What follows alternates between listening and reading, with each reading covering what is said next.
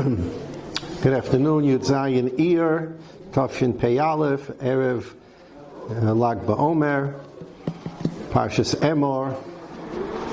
We'll take a look at an Indian dealing with Reb Shimon Bar Yochai and the fire and passion that goes with Reb Shimon Bar Yochai, as we can tell from this minig, that minig of making a fire on Lag BaOmer.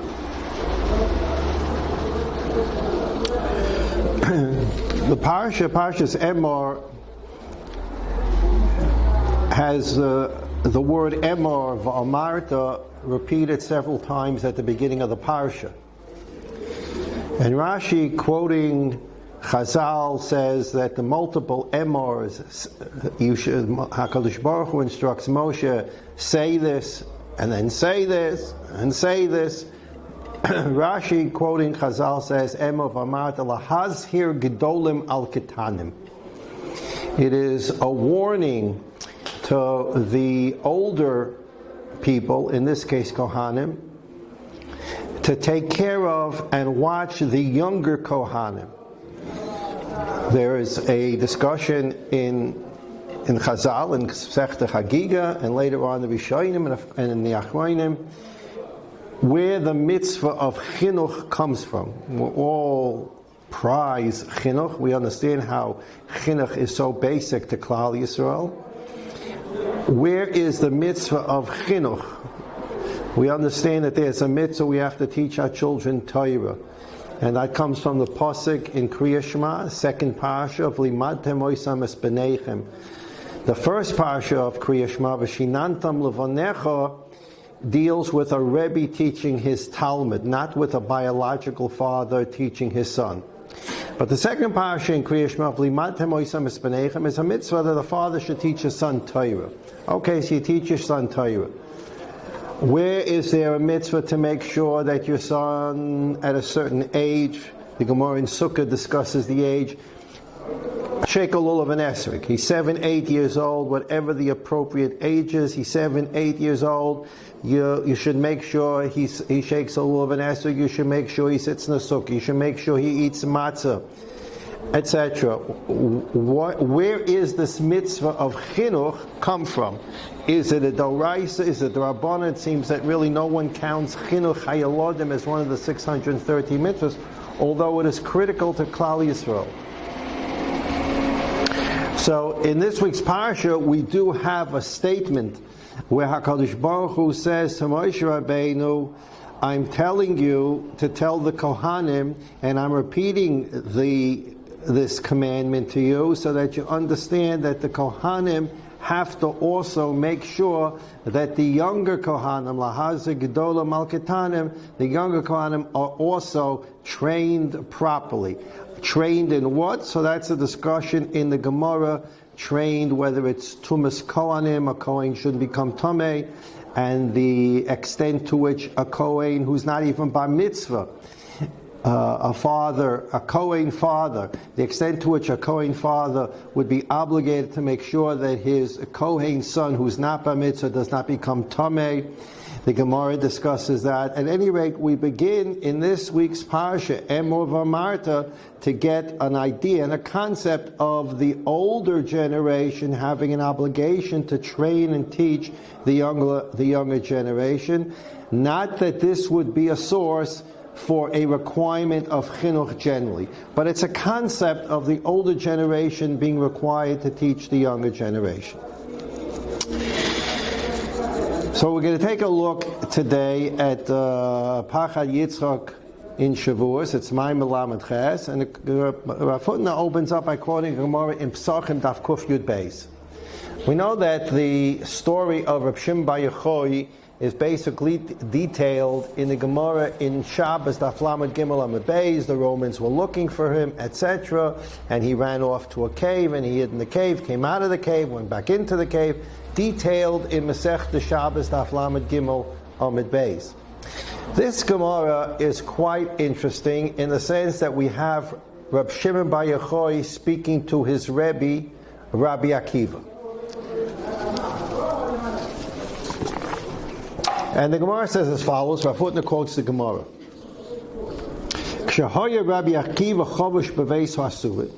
When Rabbi Akiva was in prison, the Romans, as we know, put him in prison and later executed Rabbi Akiva, Nebuch.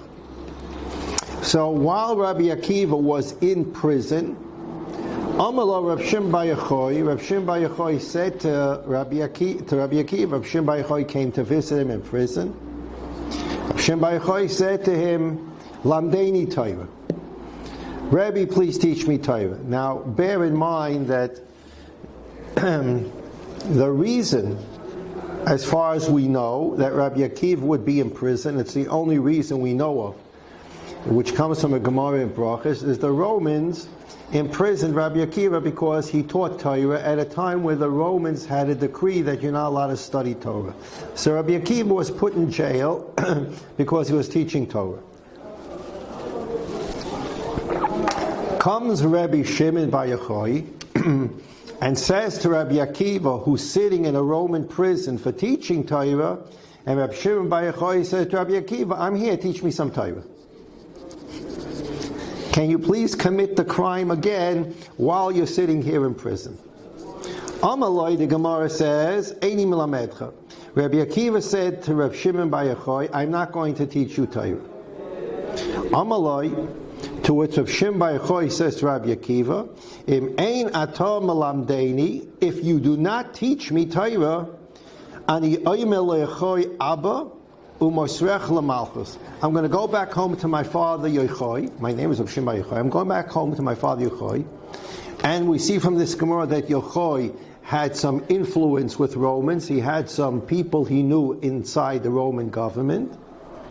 And I'm going to tell him, I'm going to maser on you. I don't know exactly what he was going to maser on him. But he said, if you don't teach me Torah as you're sitting here in prison, I'm going to go home, tell my father Yochai, and he's going to put you in the hands of the Romans, as if he's not in the hands of the Romans already sitting in prison. The Marsha and Mefarshim obviously question this direct threat from Rabbi Shimon bar Yochai to Rabbi Akiva. Rabbi Akiva is sitting in prison already because he was teaching Torah, and Rabbi Shimon bar Yochai decides he wants to learn Torah. Rabbi Shimon bar Yochai says, I can't do it, I'm not going to do it. And Rabbi Shimon bar Yochai says, if you're not going to do it, I'm going to get you even more trouble with the Romans. I'm going to snitch on you about something I don't know, and my father's going to pass on the information to the Romans. Amaloi, to which Rabbi Akiva says to him, Beni, my son, we think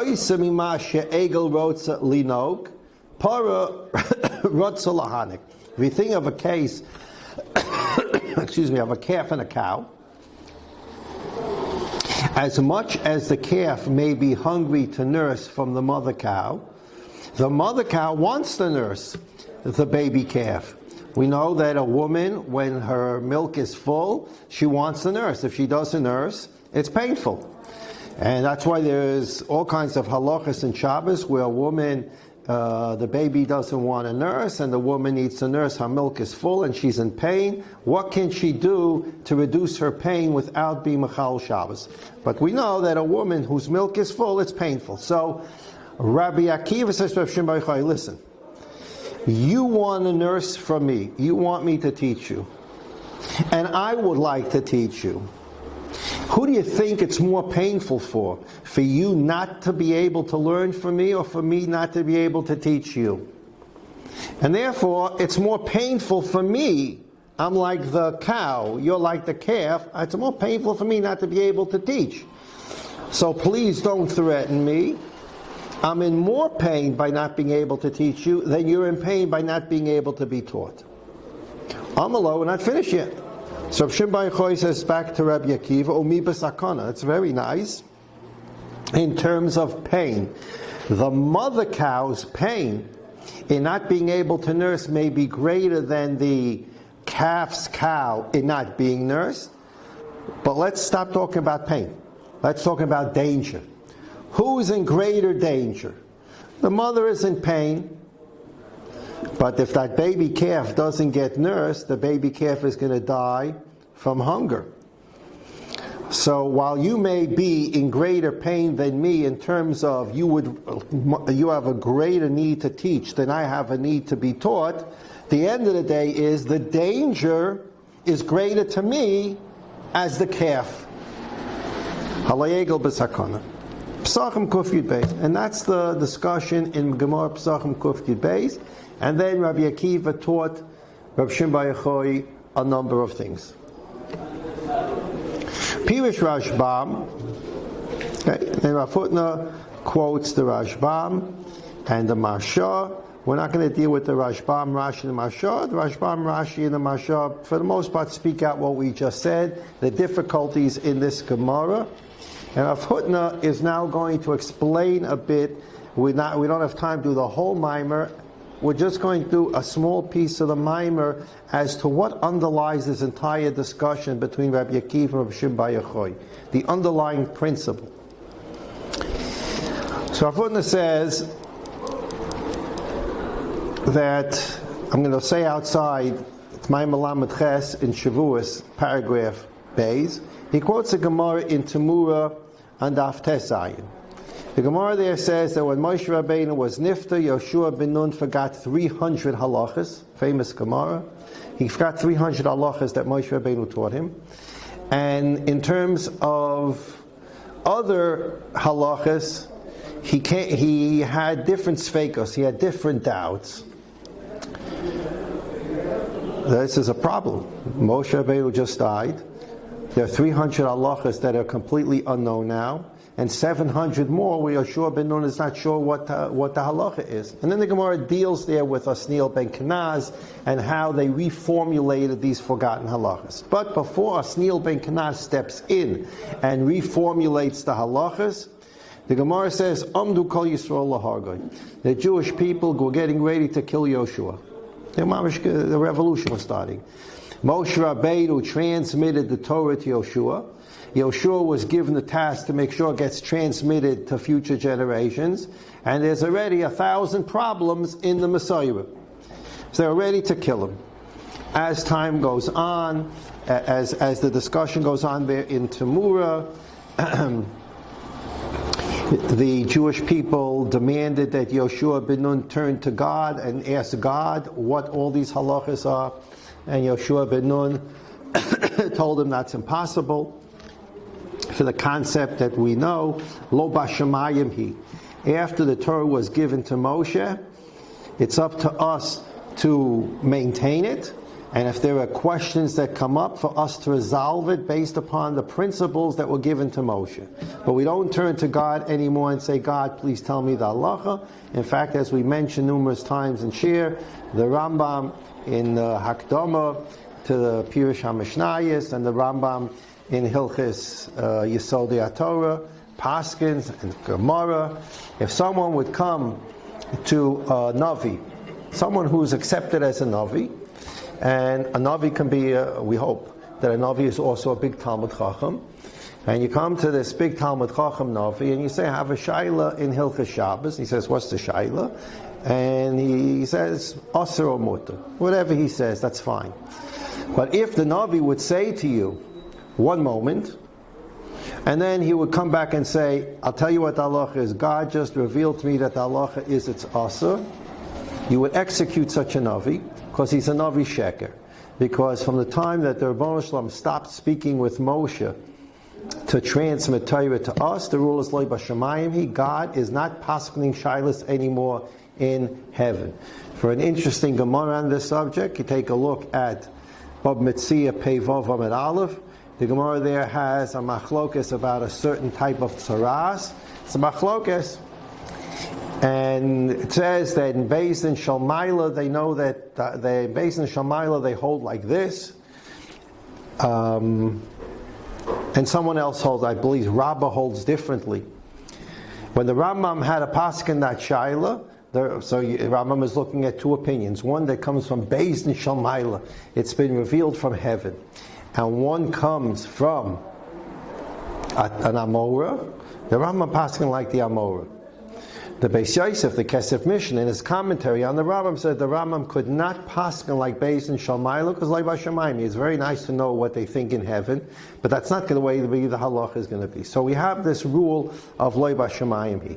So the Jewish people, after Moshe died, Yoshua forgot 300 halachas and had doubts about 700 more. They were mamish ready to kill him.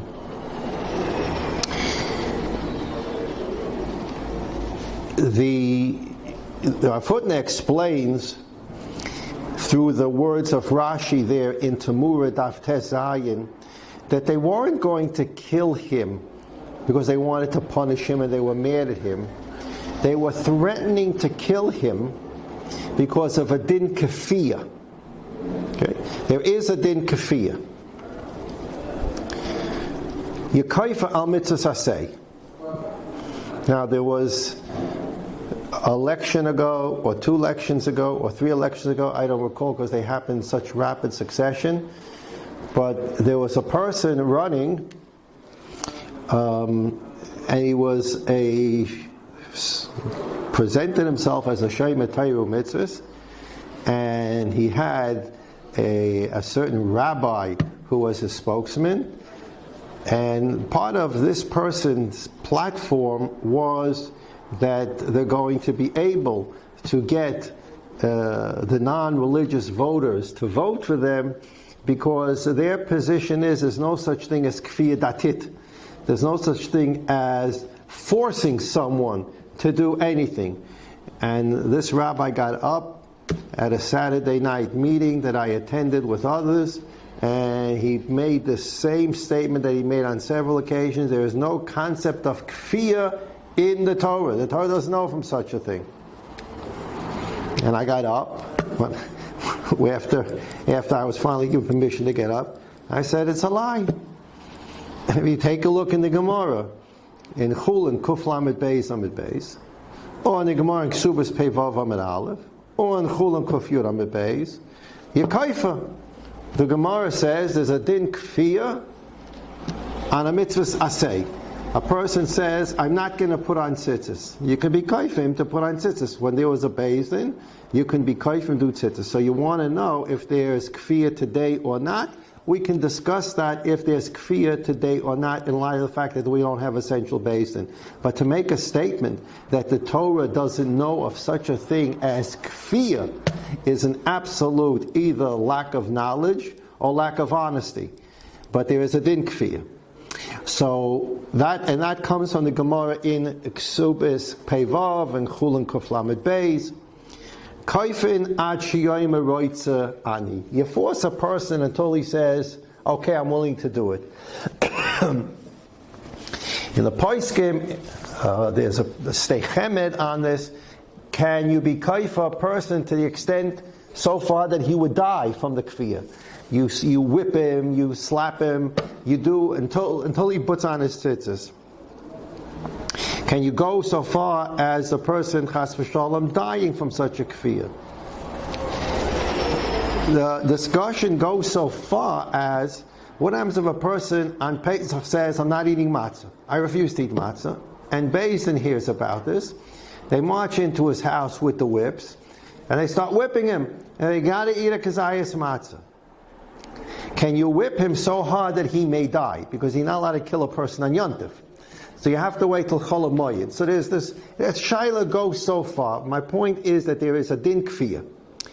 So Rav Hutner explains that the threat of the Jewish people to Yoshua ben Nun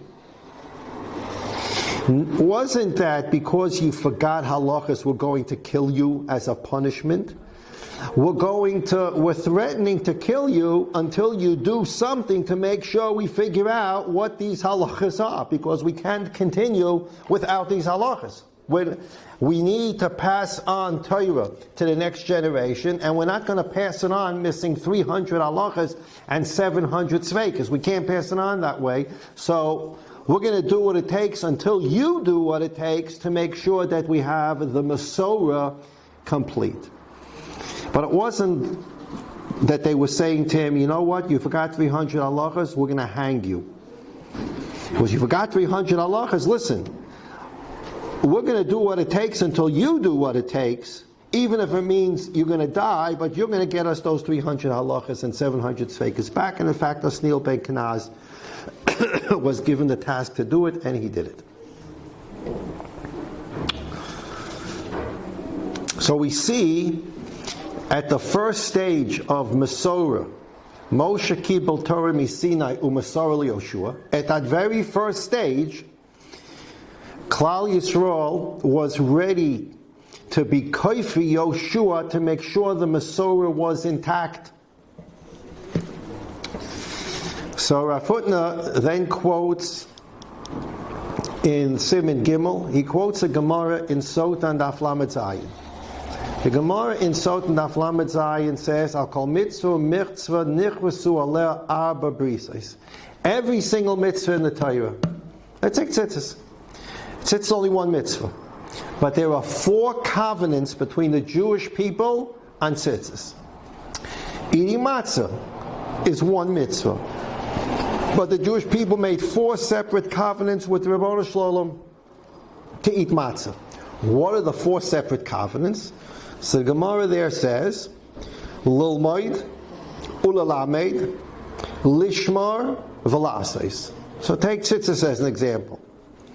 Klal Yisrael made a covenant with Ribono Shel Olam. The Ribono Shel Olam told Moshe, you have to eat matzah on the 15th of Nisan, the night of the 15th of Nisan. Moshe learned that halacha, and he told the Jewish people, this mitzvah has 4 covenants to it. You need to learn the mitzvah yourself, how to eat matzah properly, when to eat it, how much to eat it, etc. You need to learn that.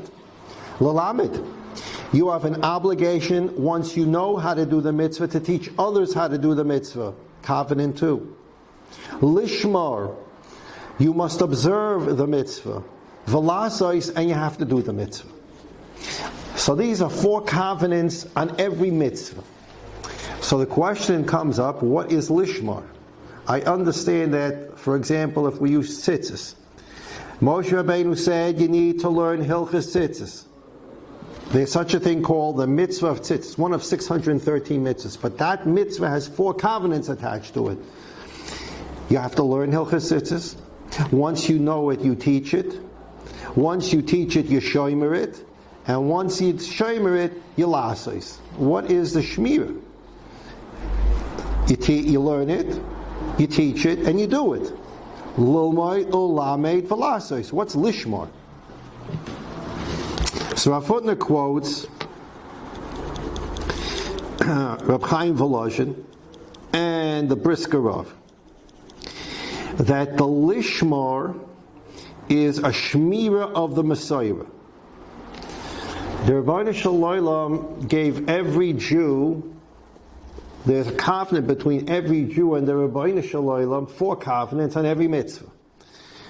The covenant is to learn Hilchas Tzitzis, to teach Hilchas Tzitzis, to make sure that not only that you teach Hilchas Tzitzis, but if Chas v'Shalom you see in your generation that the Messiah is breaking down in the mitzvah of Tzitzis, Lishmar, you have to be careful. You have to be shomer the mitzvah, that it passes from one generation to the next.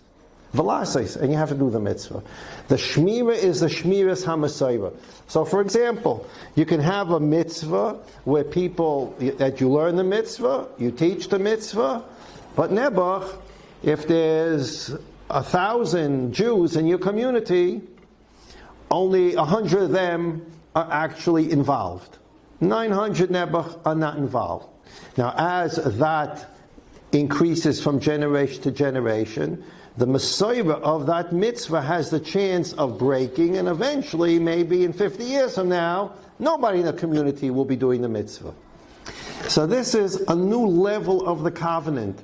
Learn tzitzis, teach tzitzis, and not just teach tzitzis, but become attentive that the mitzvah of tzitzis is being passed on properly so that the next generation will understand tzitzis, and then you have to do the mitzvah of tzitzis. So there's a covenant for every mitzvah on the shmiras hamasayra. And this, Rav Hutner explains, is what the Jewish people were so worried about when they approached Yoshua. We have 4 covenants with God on every mitzvah. We already have 300 forgotten halachas.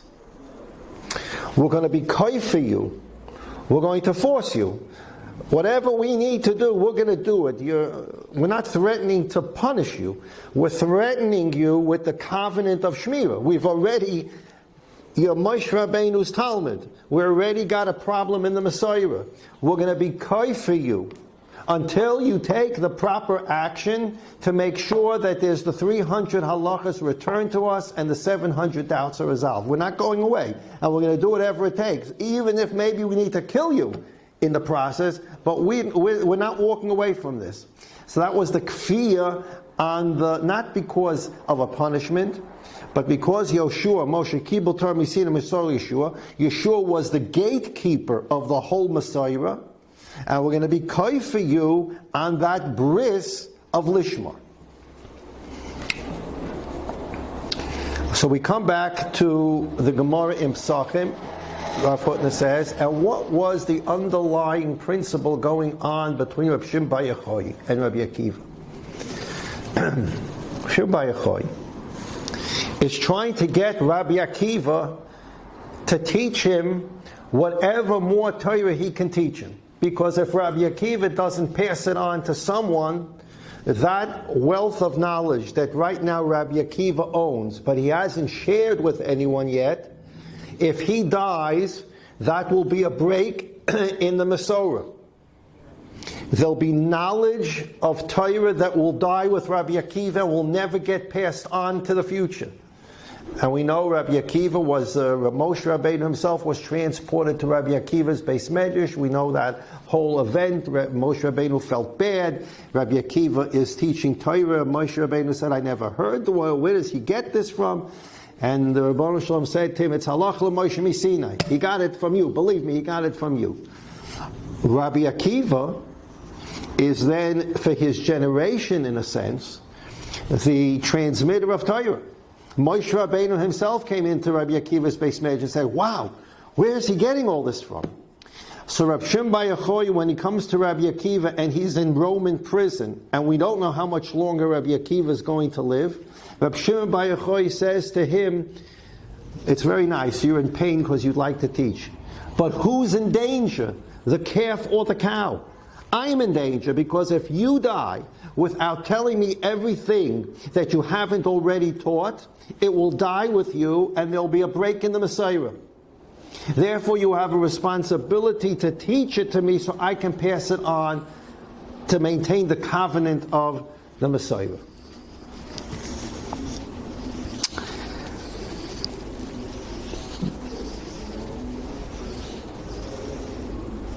And we know Reb Shimon bar Yochai becomes one of the students. Rabbi Akiva lost 24,000 students during Sfira. And there were 5 students from which Torah again sprouted. The Masorah sprouted again from 5 students. One of them was Reb Shimon. So Reb Shimon is a guardian of the Messiah, but there's more to the Messiah. We only have a few minutes. There's more to the Messiah than just what did Hashem tell Moshe Rabbeinu. And for this, I point to another Pachad Yitzchak in Shavuot Maimer Ches that's at the bottom of the handout. Rav Hutner, in a famous sentence, wrote, "Uvismanenu kol kama shesoivlin onu mismatis haTorah and usoivlin pikam mismatis shel koved haTorah. Koicha shel hakolos v'hapiblim shel har Sinai tashhar b'yois masher koichan shel hadibas atzman." We're coming to Shavuos. We're going to read on Shavuos Matan Torah. And there's a fire and thunder and lightning storm going on for Matan Torah. What's all the dramatics about? We've talked about this many times. What's all the dramatics about? Fire, lightning, thunder, the kol shofar, and it became so loud that the Jewish people got scared and they walked away. They walked backward. It was too much for them. What's all this about? All this is about People need to understand that when they're learning Torah, they need to learn Torah with the passion of thunder, lightning, fire, a blasting shofar. When you come into a Beis Medrash, you open a sefer, you're learning the Torah that Moshe Rabbeinu got. Afilu masha Talmud vosik osid lechadesh kvar nitten leMoshe miSinai. When we open a sefer, we're learning Moshe Rabbeinu's Torah Tzivlanu Moshe. It's Moshe Rabbeinu's Torah that he got directly from the Rebbeinu Shalom. But when he got it from the Rebbeinu Shalom, it came in thunder, lightning, and tremendous fire.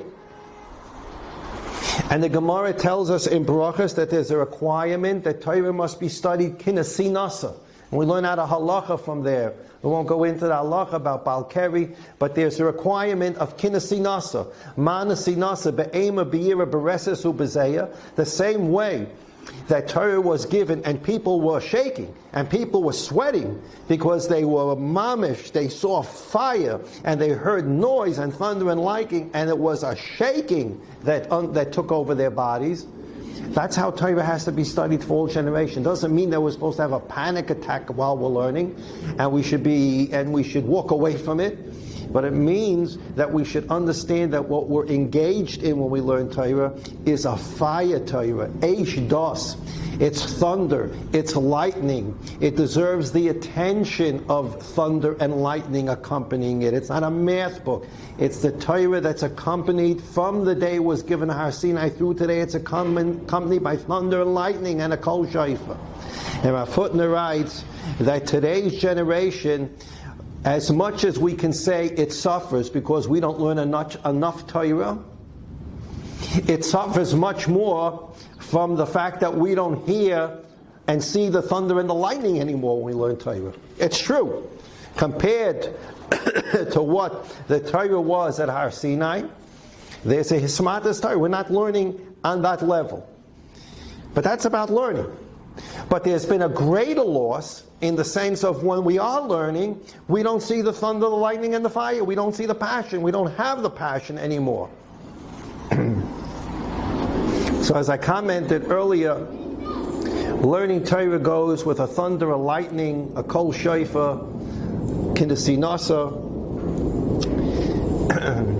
People, we've come, Baruch Hashem, come through Corona. Hashem should finish us off with the Mahalach and be completely rid of Corona. But Torah has to be studied with a passion.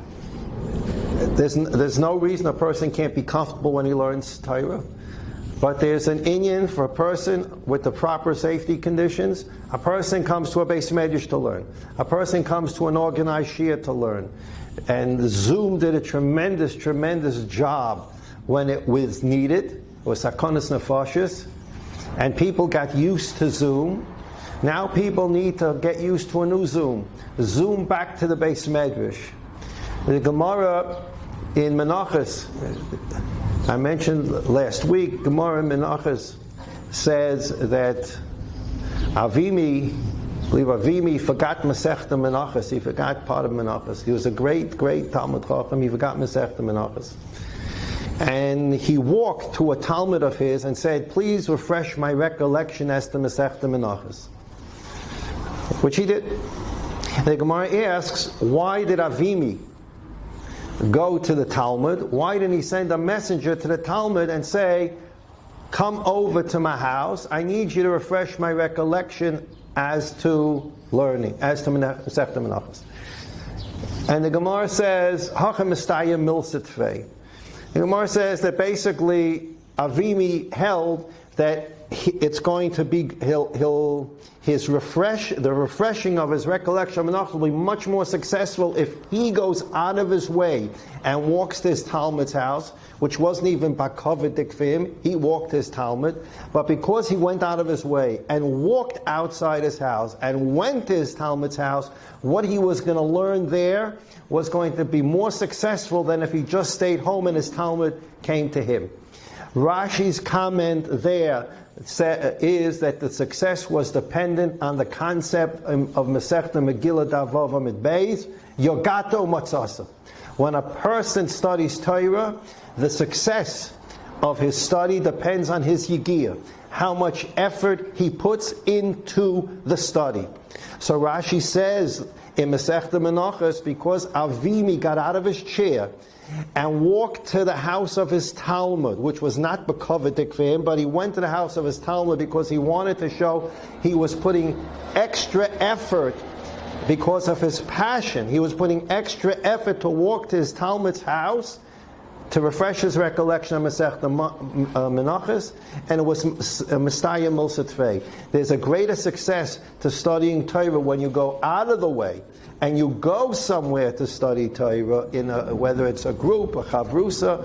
There's a greater success of the learning having an impact on a person and the learning staying with the person in terms of memory than otherwise. So Zoom served its purpose, and all the technology, as Lubavitch Rebbe's one of the would say, all technology is eventually going to be used for Torah, and it served its purpose, and it can continue to serve its purpose where it's necessary.